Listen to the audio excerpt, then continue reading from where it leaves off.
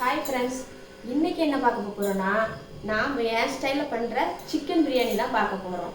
நம்ம இப்போ என்னென்னலாம் வச்சு சிக்கன் பிரியாணி பண்ணுறோங்கிறத நம்ம பிரியாணிக்கு தேவையான பொருட்கள் இப்போ என்னென்ன பொருள்னு சொல்கிறேன் பார்த்துடுங்க. இது வந்து அந்த ஸ்டார் பூ சொல்லுவோம்ல, இது வந்து மிளகு, இது பெருஞ்சீரகம், சின்ன சீரகம், இது காஜிபத்திரியா அந்த அந்த பூ ஜாதிபத்திரி, அப்புறம் ஏலக்காய், இந்த பிரிஞ்சி இலை, பட்டை, கிராம்பு, இவ்வளோ தான் இதுக்கு வந்து முதல்ல போட போகிறது. ரெண்டாவது வெங்காயம் நல்லா சின்னதாக பொடி பொடியாக நீட்டமாக நறுக்கி வச்சுருக்கோம். அடுத்தால தக்காளி, பச்சை மிளகா ரெண்டும் ஒன்றா தான் நறுக்கி வச்சுருக்கோம். இதுக்கு தேவையானது ஒரு எலுமிச்சம்பழம், கொஞ்சம் தயிர், அப்புறம் சிக்கன் கழுவி வச்சுருக்கோம், எல்லாமே கழுவி வச்சாச்சு. மஞ்சள், வத்தல் பொடி, இது வீட்டிலே பிரியாணி பொடி நான் ரெடி பண்ணி வச்சுருக்கேன் பார்த்துருங்க. இது ஆமாம், இதனால வீடியோ வேணுனாலும் கேளுங்க, ஒரு நாள் போட்டு விட்றேன். அதுக்கப்புறம் இஞ்சி பூண்டு அரைச்சி வச்சது இருக்குது விழுது, இதுவும் தேவை கண்டிப்பாக. அடுத்தால நெய், எண்ணெயும் தேவை. எண்ணெய் அப்புறம் ஊற்றும் போது காமிக்கிறேன். அப்புறம் இதுக்கு தேவையானது பிரியாணி அரிசி. இது எங்கள் வீட்டுக்கார் வாங்கிட்டு வந்தாவே இது எப்படி இருக்குன்னு தெரியல, உண்மை அரையாக இருக்குது, என்னன்னு தெரியல. இதில் வந்து ஒரு 4 டம்ளர் அரிசி. 1 2 3 4, இந்த 4 டம்ளர் அரிசியில் தான் பிரியாணி பண்ண போகிறோம். வாங்க எப்படி செய்யலாங்கிற செய்முறையை பார்ப்போம். ஆன் பண்ணோன்னே சட்டி சூடாகணுன்னே எண்ணெய் ஊற்றணும் பார்த்துருங்க. ஓரளவுக்கு இப்போ 1/2 கிலோ பிரியாணி பண்ண போகிறோம் நம்ம. இப்போ 1/2 கிலோங்கும்போது ஒரு 100 எண்ணெயாவது ஊற்றணும். 100 எண்ணெய், ஒரு 50 கிராம் நெய் ஊற்றணும் பார்த்துருங்க. அப்போ தான் நல்லா டேஸ்ட்டாக நல்லாயிருக்கும். எண்ணெய் காணாமல் இருந்தாலும் கொஞ்சம் ஒரு மாதிரி இருக்கும் பார்த்துருங்க, நல்லா இருக்காது. அதனால் எண்ணெய் ஒரு 50 கிராம், 100 கிராம் எண்ணெய், நெய் 50 கிராம். அடுத்தால நெய் லாஸ்ட்லேயும் கொஞ்சம் நெய் போடணும், அதனால ஒரு 50 கிராம் இப்போ போட்டு கொஞ்சம் ஒரு 2 ஸ்பூன் லாஸ்ட்லேயும் போட்டுக்கலாம். இப்போ வந்து சட்டி எண்ணெய் நல்லா காஞ்சிட்டுல, அப்போ நம்ம இந்த எடுத்து வச்சுருக்கோம் பாருங்க இந்த பொருட்கள், இதை வந்து உள்ளே போட்டுக்கிறோம்.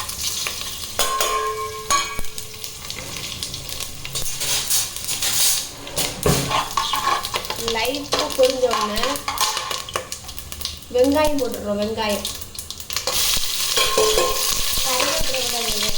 கரும்பே கூடாது, அதை வச்சுல லேசாக வெந்தோடனையும் தக்காளி போடக்கூடாது. கொஞ்சம் நல்ல பொன்னிறமாக வதக்கணும் பார்த்தீங்களா, பொன்னிறமாக வதக்கிட்டு தான் அதுக்கப்புறம் இஞ்சி பூண்டுலாம் போடணும். என்னமோ வெளியே பேசு. இப்போ இந்த வெங்காயம் வதங்கிட்டு இருக்குள்ள இந்த அரிசியை வந்து கழுவி எடுத்து வச்சுக்குவோம், ஏன்னா கொஞ்சம் ஊறிக்கிட்டு இருக்கும், அதனால தான் இப்போ கழுவிட்டு வந்துடுவோம்.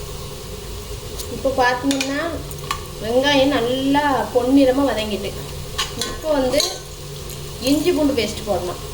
பாருங்க, நல்லா நிறைய கொஞ்சம் இஞ்சி பூண்டு பேஸ்ட் நிறைய போடுங்க, அப்போ தான் டேஸ்ட் நல்லா இருக்கும்.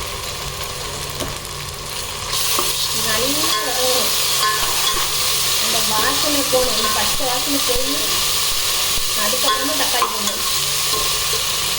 அதுக்கு முன்னாடி வந்து தக்காளி போடாதீங்க, நல்லா வதங்கட்டும் எடுத்துருங்க. இப்போ வந்து இஞ்சி பூண்டு பச்சை வாசனை நல்லா பெய்யி நல்லா அழகாக வெந்து வந்துடுச்சு.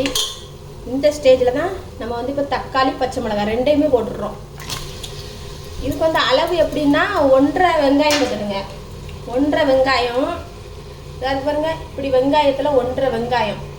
அப்புறம் தக்காளி 2 தக்காளி, அது பெங்களூர் தக்காளி 2 தக்காளியும் நல்லா வேக விடணும். நல்லா மசிஞ்சு வெந்து வரும் பார்த்தீங்களா, அப்போ தான் கறியை போடணும். அது வரைக்கும் தக்காளி நல்லா வேகட்டும். இந்த இஞ்சி பூண்டுலாம் அடி பிடிச்சிருக்கோம்ல, அதெல்லாம் நல்லா சுரண்டி விட்டுருங்க, இல்லைன்னா வரப்போ நம்ம மெதுவாக வேக வைக்கும்போது அதெல்லாம் அடி பிடிக்க வாய்ப்பு உண்டு. அதனால என்னெல்லாம் அடி பிடிச்சிருக்கோ அதெல்லாம் அப்படியே அழகாக எடுத்து விட்டுருங்க. தக்காளி கூட சேர்ந்து வெந்துடணும். இப்போ வந்து நம்ம ஒரு கைப்பிடி கொத்தமல்லி தழை, புதினா ரெண்டும் வச்சுருக்க முடியல, அந்த ரெண்டையுமே போட்டுடணும். ரொம்பவும் போடக்கூடாது, புதினாலும் கொஞ்சமாக போடுங்க. ரொம்ப 1 கிலோ 2 கிலோ பண்ணால் நிறைய போடுங்க. இல்லைன்னா சும்மா ஒரு கைப்பிடி கொஞ்சமாக இவ்வளோ போல் கொஞ்சம் இப்படி எடுத்து போடுங்க. கொத்தமல்லியெல்லாம் அதோட கொஞ்சம் கூட போடலாம், புதினாலும் கொஞ்சம் பறித்து போடுங்க, அப்போ நல்லாயிருக்கும். இதுவும் நல்லா வதங்கட்டும். வதங்கினதுக்கு அப்புறம் தான் நம்ம சிக்கனை போட போகிறோம். சிக்கன் 1/2 கிலோ சிக்கனுக்கு 1/2 கிலோ அரிசி பார்த்துடுங்க. அந்த 4 கிலோ அரிசி காமிச்சேன் பாருங்கள், அது வந்து 1/2 கிலோ அரிசி இருக்கும். அப்படி இப்படி தான் கணக்கு வச்சு நான் இப்போ எப்பவும் பண்ணுவேன் பார்த்துருங்க. கரெக்டாக வரும். நல்ல இலைகள்லாம் நல்லா வதங்கட்டும். இப்போ வந்து கழுவி வச்சிருக்க சிக்கனை உள்ளே போட போகிறோம்.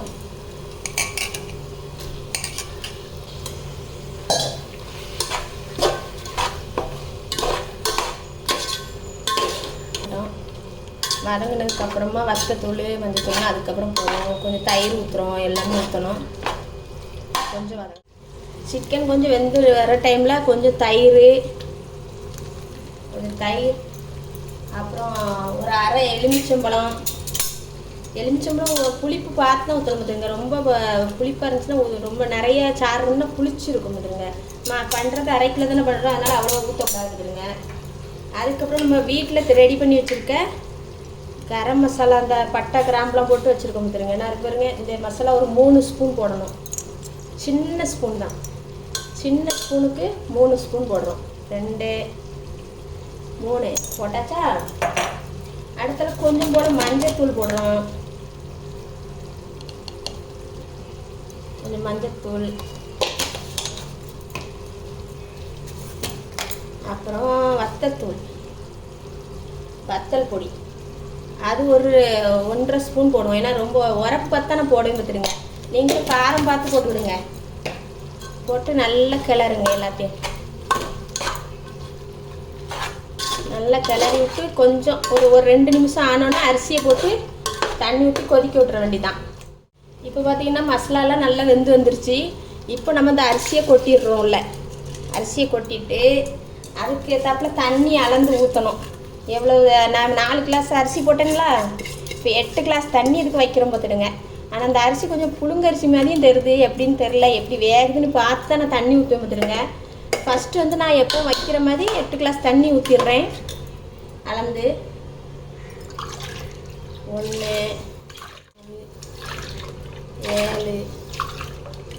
7 8 டம்ளர் தண்ணி ஊற்றியாச்சு.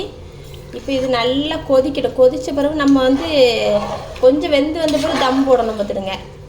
அந்த தோசைக்கலத்துக்கு இதுக்கு மேலே வச்சு மூடி வச்சுருவேன். அப்போ குறைச்சி வச்சு நம்ம தோசைக்கலை மேலே வச்சிட்டோம்னா நல்லா தம் ஆயிரும் பார்த்துடுங்க. இப்போ இதுக்கு தேவையான உப்பும் போட்டுருவோம்.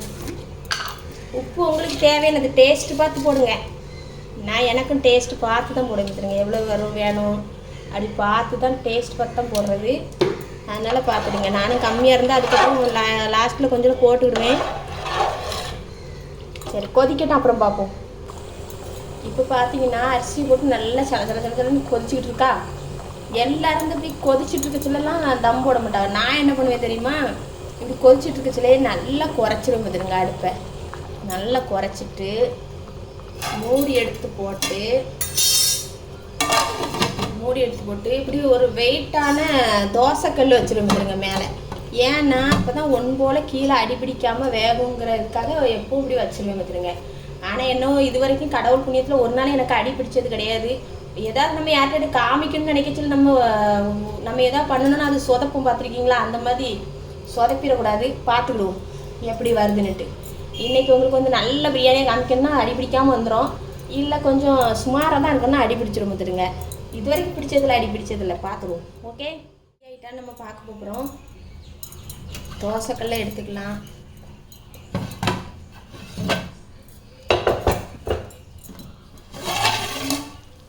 பாருங்க எப்படி அழகா லெவலா வந்துருக்கு பாருங்க. எப்பவுமே நான் இப்படி தான் செய்வேன் பார்த்துடுங்க. நீங்களும் இப்படி செஞ்சு பாருங்க. முன்போல் வந்திருக்கா. நைஸாக கிண்டணும். ஒரேடியாக வேகமாகவும் கிண்டிடக்கூடாது. கிண்டினா அது வந்து உடஞ்சிரும் பார்த்துருங்க. ஆனால் தண்ணிக்கு கரெக்டாக வந்திருக்கு. கொஞ்ச நேரம் வச்சுட்டு சாப்பிடும்போது கொஞ்சம் நல்லா இருக்கும். இல்லைன்னா இப்போ கொலன்னு லைட்டாக தெரிஞ்ச மாதிரி இருக்கும். ஆனால் கரெக்டாக இருக்குது பார்த்துருங்க. அடுப்பை ஆஃப் பண்ணிட வேண்டியதான். கொஞ்சம் விட்டுட்டு அதுக்கு பிறகு தான் சாப்பிடணும். ஏன்னா உடனே சாப்பிட்டோன்னா நவுண்டுக்கிட்டே இருக்கும். துணியை வச்சு பிடிச்சிட்டே விளையணும்.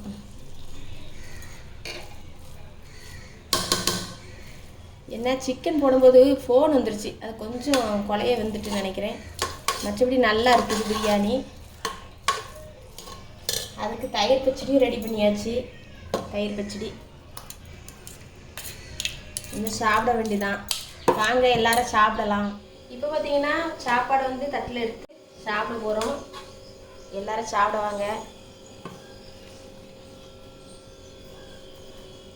கொஞ்சம் பாப்பாவுக்கு கொஞ்சம் சீக்கிரம் வயிறு பசிக்கிறதுனால கொஞ்சம் ஆற விடாமல் எடுத்துட்டோம். பாருங்க சாப்பாடு எப்படி இருக்கு, நல்லா இருக்கா? அடுத்தல தயிர் பச்சடி.